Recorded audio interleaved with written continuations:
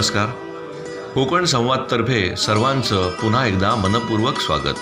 VVSB Vasai विकास सहकारी bank लिमिटेडची 43वी वार्षिक सर्वसाधारण सभा रविवार दिनांक 23 ऑगस्ट 2026 रोजी वसई शेतकरी विविध कार्यकारी सहकारी सोसायटी सभागृह देवतळे वसई येथे आशयजी राऊत यांच्या अध्यक्षतेखाली उत्साहात व आनंदात संपन्न झाली.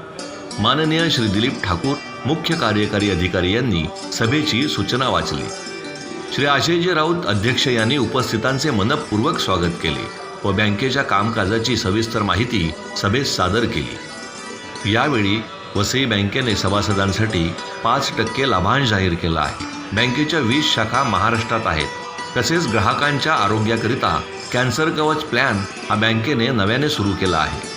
बँकेची एकूण उलाढाल 2455 कोटी इतकी आहे. बँकेचे सभासद व त्यांच्या मुलांचा गुणगौरव समारंभ दिनांक 24 ऑक्टोबर 2026 रोजी समाज मंदिर वसई येथे होणार आहे.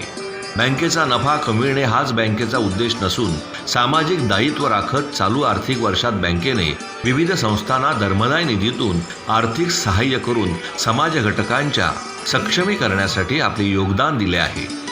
बँक दरवर्षी सभासद कल्याण निधीमधून सभासदांना वैद्यकीय सहाय्य करते.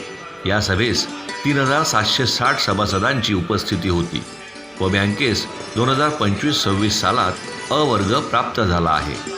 अहवाल सालासाठी बँकेला विविध पुरस्काराने सन्मानित करण्यात आले. तसेच बँकेचे चेअरमन माननीय आशयजी राऊत यांना सर्वोत्कृष्ट अध्यक्ष कामगिरी पुरस्काराने सन्मानित करण्यात आले आहे. कोकण संवादतर्फे राजेश राऊत. नमस्कार.